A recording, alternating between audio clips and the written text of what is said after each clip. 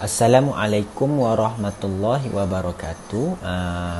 Pada hari ini kumpulan kami akan membentang tugasan 3 GWCP 1042 yang akan dibentangkan oleh saya sendiri, iaitu Muhammad Zulhaikal bin Muhammad Saleh, Fatim Husna binti Nazri, Siti Nadia binti Zulkifli dan Amarazi bin Abdul Rahim.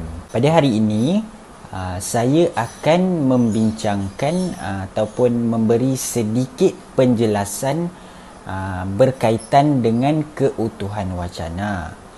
Seperti mana yang kita tahu, merujuk kepada Kamus Dewan 1996, keutuhan wacana membawa maksud kepada suatu kesatuan, ucapan, peraturan dan percakapan. Selain itu juga menurut Asmah Haji Omar 1986, keutuhan wacana membawa maksud kepada keseluruhan perlahiran bahasa oleh penutur atau penulis yang menyumbang ke arah menjadikan pertuturan atau sesebuah penulisan berkenaan sebagai sesuatu yang bermakna dalam komunikasi. Sebelum kita masuk lebih mendalam, sebelum kita membincangkan tentang keutuhan wacana lebih mendalam, keutuhan wacana terbahagi kepada 4, iaitu keutuhan semantik, keutuhan fonologi, keutuhan leksikal dan keutuhan gramatik. Selain itu, keutuhan wacana sangat penting bagi menentukan sesebuah wacana itu sama ada berkualiti ataupun tidak berkualiti. Keutuhan wacana dalam sesuatu wacana sangatlah ditekankan kerana perkara inilah yang menentukan sama ada satu kesatuan itu boleh dianggap sebagai sebuah wacana ataupun ia hanya merupakan kumpulan ayat yang tidak teratur. Keutuhan wacana dapat dilihat daripada hubungan bahagian-bahagian dalam wacana yang telah diperkatakan oleh saya sebentar tadi, iaitu bahagian-bahagian dalam wacana dari segi semantik, leksikal, gramatikal dan fonologi. Jadi wacana yang utuh juga merujuk kepada bentuk penulisan yang mempunyai 2 ciri asas, iaitu kohesi, mempunyai kesatuan, dan koheren, mempunyai pertautan. Oleh yang demikian itu tadi, dalam sesebuah penulisan ataupun artikel mestilah mempunyai 2 ciri yang saya telah katakan sebentar tadi, iaitu kohesi dan koheren ataupun kesatuan dan pertautan. Kesatuan ini membawa maksud kepada sesuatu perenggan itu dikatakan mempunyai kohesi apabila ayat-ayat yang ditulis mempunyai hubungan makna menyokong idea yang sama yang mengarah kepada pokok perbincangan, iaitu tajuk wacana. Dalam bahasa yang mudah ataupun maksud yang mudah, kohesi ini iaitu kesatuan membawa maksud kepada idea yang ada dalam sesebuah penulisan ataupun artikel mestilah berkait rapat dengan pokok perbincangan ataupun tajuk dalam sesebuah penulisan atau artikel, supaya ia dapat menjadikan sesebuah artikel ataupun penulisan tersebut sangat disukai oleh pembaca dan sebagainya.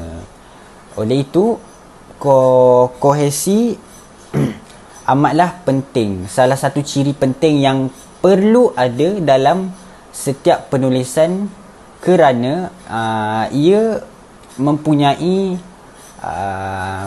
perkaitan ataupun kesatuan dengan tajuk yang dibincangkan.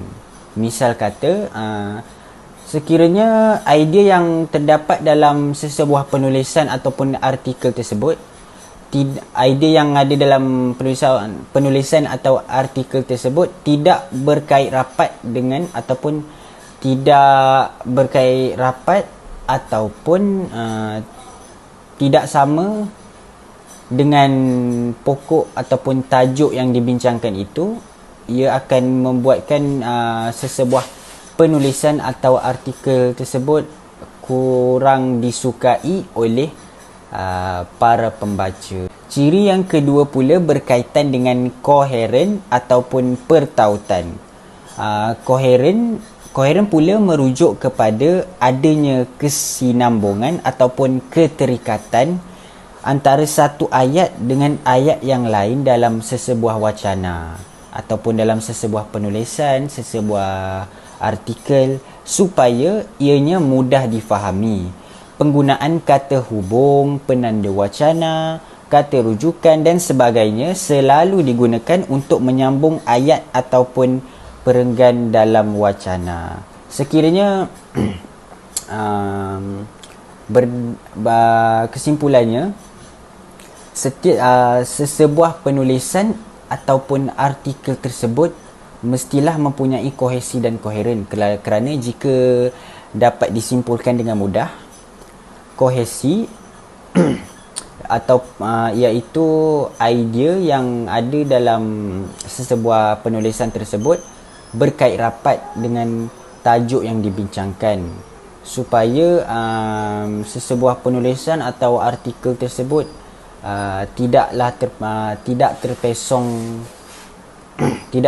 tidak terpesong begitu jauh. Manakala koheren ataupun pertautan pula mestilah ada dalam sesebuah wacana ataupun dalam setiap ayat, setiap perenggan mestilah mempunyai koheren supaya ia dapat menjadikan sesebuah penulisan atau artikel tersebut disukai oleh para pembaca dan menjadikan penulisan tersebut lebih menarik. Kerana penggunaan kata hubung, penanda wacana, kata rujukan dan sebagainya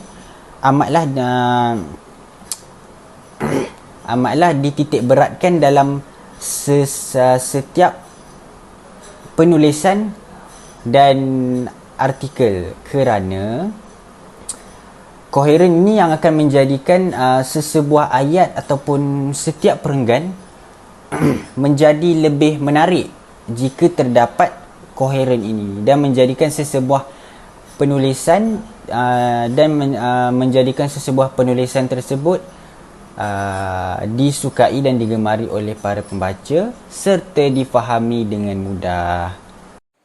Assalamualaikum warahmatullahi wabarakatuh. Bersama saya, panda yang kedua iaitu Fatin Husna binti Nazri. Sebelum saya memulakan perbincangan saya bersama kalian, sebagaimana yang kita sedia maklum bahawa keutuhan wacana ataupun penanda wacana dibahagi pada beberapa jenis. Dalam konteks ini, saya akan membincangkan berkaitan dengan keutuhan wacana. Keutuhan wacana yang saya pilih untuk dibincangkan iaitu keutuhan semantik. Apa yang kalian faham tentang keutuhan semantik? Baik, keutuhan semantik dibahagikan kepada dua bahagian. Yang pertama iaitu hubungan semantik antara bahagian wacana. Kemudian, hubungan semantik yang dilihat dari segi konteks atau luar wacana. Baik, dalam artikel Hidup Mahasiswa Harus Berani, saya mengambil keutuhan semantik dari segi konteks atau latar wacana. Dalam perenggan yang ke-6 terdapat hubungan semantik dari segi konteks atau latar wacana. Berkaitan dengan hubungan semantik yang saya jelaskan sebentar tadi, kita dapat lihat antara baris ke-6 dan ke-7. Sebagai contohnya, benarkah kerana letih lalu jatuh pengsan dan tiba-tiba terdengar dengan ambulans dan malamnya sudah terdampar di rumah jalan Kaliurang. Baik, dari segi konteks ini, kita fahamkan apakah itu keutuhan semantik yang berkait dengan ayat ataupun teks yang saya berikan kepada kalian semua. Keutuhan semantik dari segi konteks atau luar wacana, saya mengambil dari segi hubungan semantik antara bahagian wacana. kita menunjukkan hubungan sebab dan hasil. Okey, saya jelaskan sekali lagi.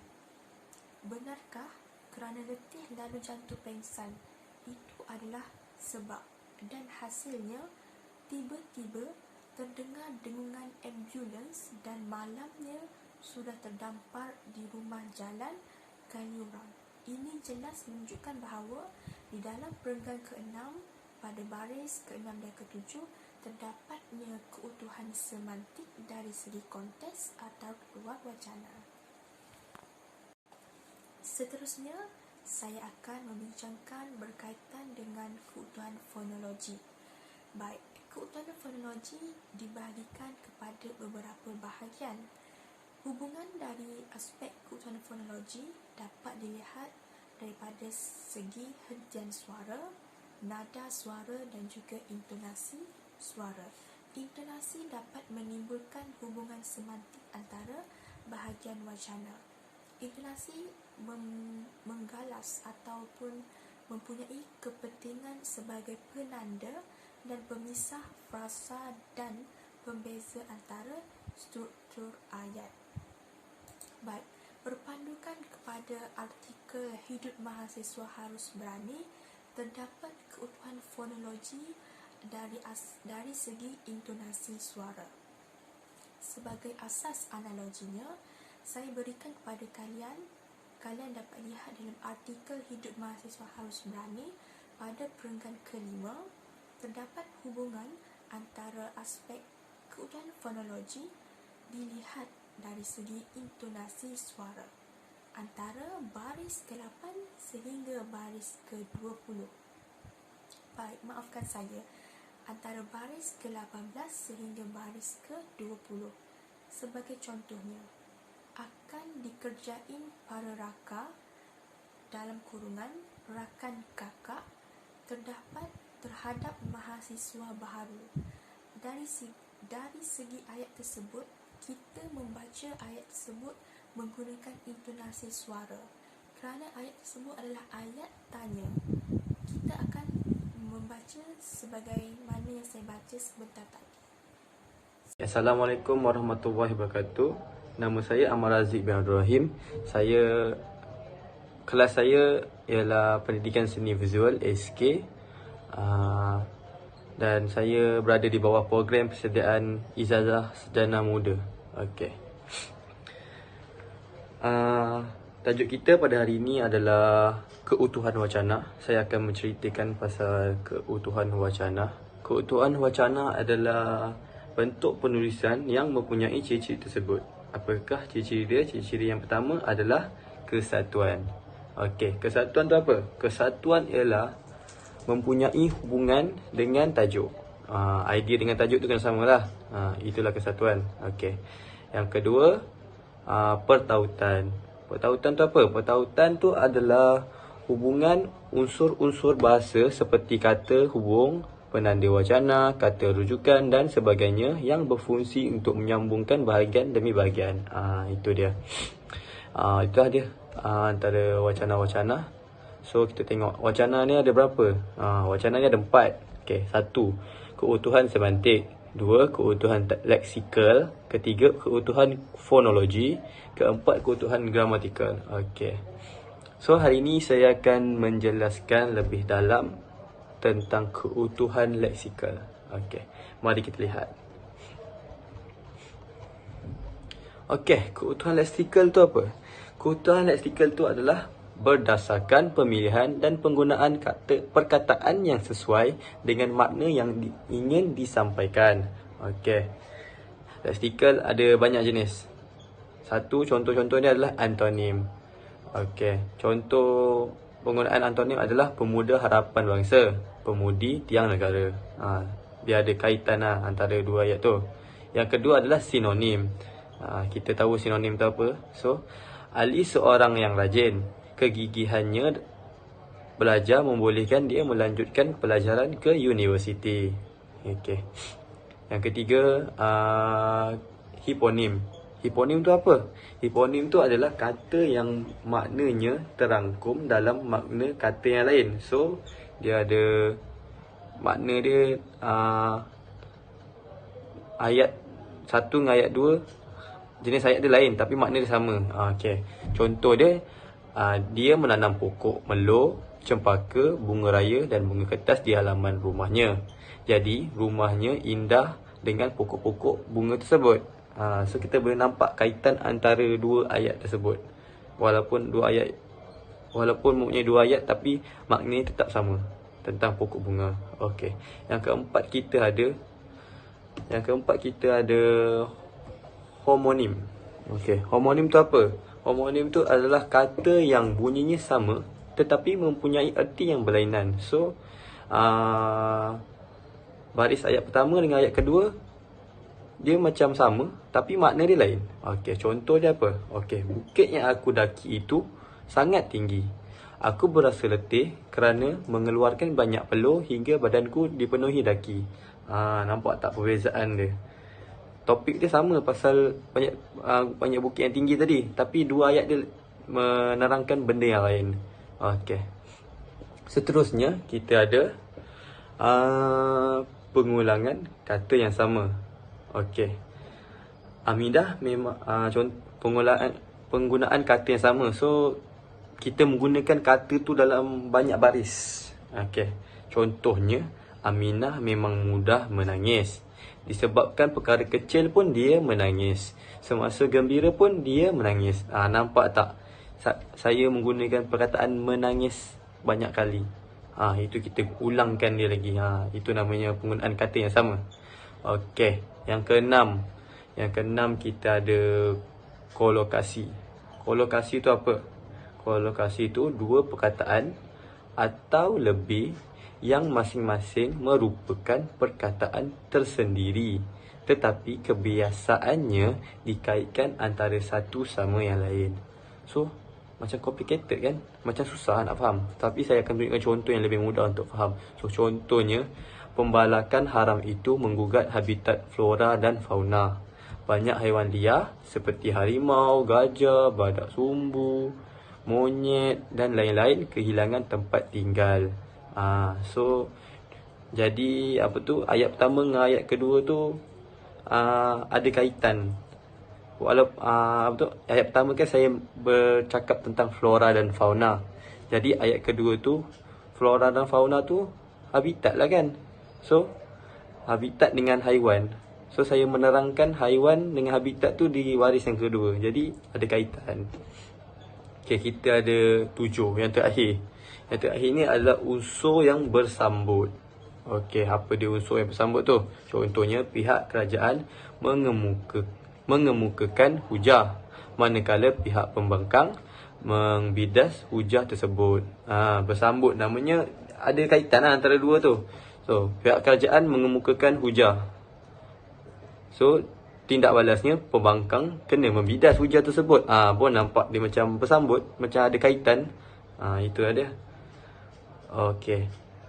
Lepas tu yang saya nak bagi contoh yang ada dekat dalam artikel tersebut adalah pengulangan kata yang sama. Okey, seperti yang saya tunjuk contoh tadi, pengulangan kata yang sama. Contohnya, dalam perenggan keempat terdapat pengulangan kata yang sama pada baris ke-7 hingga ke-9. Contohnya, saya jelaskan, sejak zaman kerajaan Melayu Melaka, bahasa kami sudah menyatu dengan bahasa dan dialek yang terlibat berdagang di Melaka.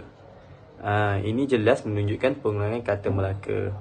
Itulah contoh keutuhan leksikal, iaitu pengulangan kata yang sama seperti contoh yang mana saya bagi. Aminah memang mudah menangis. Disebabkan perkara kecil pun ia menangis. Semasa gembira pun ia menangis. Perkataan menangis diulang banyak kali. Itulah dia contoh-contoh keutuhan leksikal. Okey, setakat itu saja daripada saya. Assalamualaikum warahmatullahi wabarakatuh. Assalamualaikum warahmatullahi wabarakatuh. Saya Nurul Nadia binti Zulkifli. Okey. Baiklah, seperti yang kita tahu, keutuhan wacana ni diterbahagi kepada 4, iaitu keutuhan semantik, keutuhan fonologi, keutuhan leksikal, seperti mana yang dibincangkan oleh para panel yang lain. Dan sebelum saya mengakhiri perbincangan ini, saya akan menghurai serba sedikit tentang keutuhan yang terakhir, iaitu keutuhan gramatikal. Apa itu keutuhan gramatikal? Okey, keutuhan gramatikal ni merupakan hubungan wacana yang berkaitan dengan tata bahasa. Wacana yang berkualiti mesti memperlihatkan hubungan berdasarkan binaan tata bahasa. Dapat dilihat daripada penggunaan penanda gramatis seperti kata hubung. Kata hubung ni ialah menghubungkan di antara ayat dengan ayat atau perenggan dengan perenggan yang lain. Jadi kata hubung ni dia berfungsi kepada 3. Dia dibahagi kepada 3. Yang pertama adalah berfungsi sebagai penghurai. Contoh perkataan yang saya digunakan untuk fungsi penghurai ialah seterusnya, selain itu, pada sudut lain dan sebaliknya. Manakala fungsi yang kedua pula ialah berkaitan dengan pengembangan idea. Untuk kita pastikan pengembangan idea, ianya akan menggunakan perkataan seperti, dan, tetapi, oleh itu, kerana, dan sekali adalah dengan. Manakala fungsi yang terakhir, fungsi kata hubung yang terakhir adalah sebagai penambahan, iaitu ia akan menggunakan perkataan sebelum, selepas, kemudian dan ketika itu. Okey. Yang kedua pula adalah kata rujukan. Kata rujukan ni merujuk kepada kata yang boleh menggantikan sesuatu, sama ada benda atau manusia. Penanda rujukan ialah merujuk kepada penggunaan kata ganti nama diri orang atau kata ganti nama tunjuk. Contoh kata ganti nama yang saya senaraikan ialah saya, dia, mereka dan kami. Okey. Kita teruskan lagi perbincangan kita, iaitu dengan merujuk kepada artikel yang diberikan yang bertajuk Hidup Mahasiswa Harus Berani karya Siti Zainul Ismail tahun 2022. Terdapat keutuhan gramatikal yang digunakan oleh penulis untuk menghasilkan penulisan yang lebih mantap dan gramatis. Contoh keutuhan gramatikal yang dapat saya kongsikan ialah kata hubung. Okey, contohnya dapat kita lihat dalam perenggan ke-6, iaitu penggunaan kata tetapi. Contoh ayatnya ialah saya masih mendengar laungan itu, tetapi pandangan mata sudah kelabu. Jadi penggunaan tetapi itu merupakan kata hubung yang berfungsi sebagai pengembangan idea. Dengan adanya kata hubungan ini, penulisan akan menjadi lebih mantap lah. Jadi penggunaan tetapi itu adalah untuk panjangkan ayat, sedangkan ayat. Dan yang paling penting, nak kembangkan idea yang kecil menjadi lebih besar untuk sesebuah penulisan yang bermakna. Bukan itu sahaja, dapat kita lihat juga dalam perenggan yang ketiga, iaitu penggunaan kata sebelum. Perkataan sebelum itu terkandung dalam perenggan yang ketiga, ayat yang pertama, iaitu saya bersyukur telah lulus dalam sesi temuduga di meja pendaftaran 2 hari sebelum minggu Mapram. Jadi perkataan sebelum itulah tadi yang merupakan kata hubung di mana dia berfungsi sebagai penambah. Okey, kita teruskan lagi. Kemudian dapat saya kongsikan lagi ialah kata rujukan. Macam yang saya cakap tadi, kata rujukan ni macam kata ganti diri lah. Banyak kata rujukan yang dapat diambil dalam artikel Hidup Mahasiswa Harus Berani karya Siti Zainul 2022 ini, kerana beliau kerap kali menggunakan perkataan saya dalam penulisan ilmiah beliau. Contoh yang dapat saya kongsikan ialah pada perenggan keempat terdapat 2 ayat, iaitu pada ayat pertama dan ayat kedua menggunakan perkataan saya. Ayat pertama ialah saya sebagai warga asing, saya dimestikan hafal lagu negara Indonesia Raya. Manakala ayat yang kedua pula berbunyi Saya juga menyanyikan lagu Negaraku. Jadi penggunaan saya itu ialah kata kunjukkan. Jadi sampai sini sahaja perkongsian saya tentang keutuhan gramatikal.